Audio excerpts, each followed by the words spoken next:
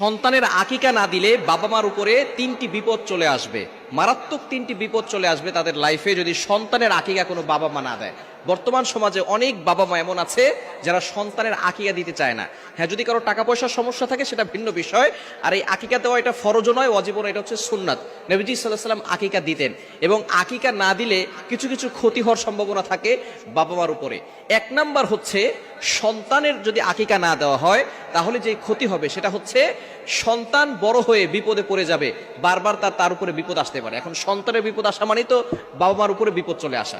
এজন্য সন্তানের আকিকা অবশ্যই দেওয়া দরকার। যদি তাদের অ্যাবিলিটি থাকে, সামর্থ্য থাকে, তাহলে আকিকা দিবেন। আকিকা কিভাবে দিবেন?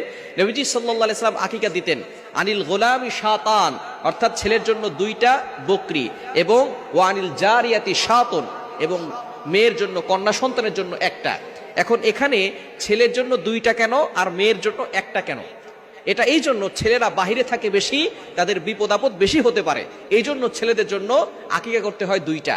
আর মেয়েরা যেহেতু ঘরে থাকে, বিপদ আপদ কম থাকে, এই জন্য তাদের জন্য আকিকা দিতে হয় 1টা। এই জন্য আকিকা যদি কোনো বাবা মা সন্তানের জন্য না দেয়, এই সন্তানদের উপরে মাঝে মধ্যে বিপদ চলে আসে।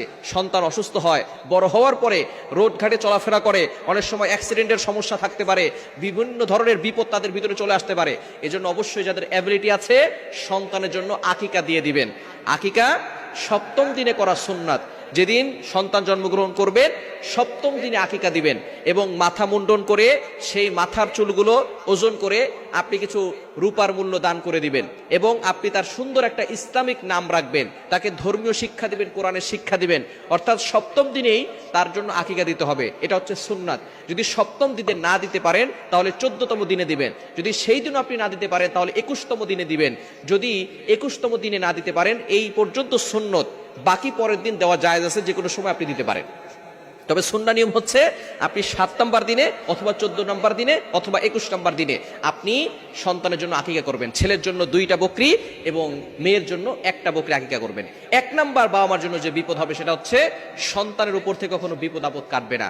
2 নাম্বার, কোনো বাবা মা যদি সন্তানের আকিকা না দেয় তাহলে সেই বাবা মা পরবর্তী সময় সন্তান যখন বড় হবে, সন্তান পিতামাতার দায়িত্ব পালন করবে না।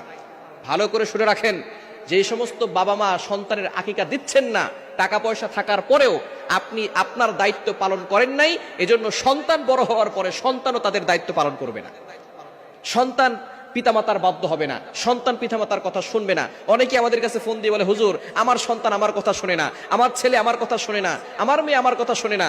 সন্তান জন্মগ্রহণ করার পরে আপনি তার আকিকা দেন নাই, তার দায়িত্ব পালন করেন নাই, এজন্য সন্তান বড় হয়েও আপনাদের দায়িত্ব পালন করছে না। এজন্য অবশ্যই 2য় নাম্বার বিপদ হচ্ছে সন্তান পিতামাতার বাধ্য হবে না।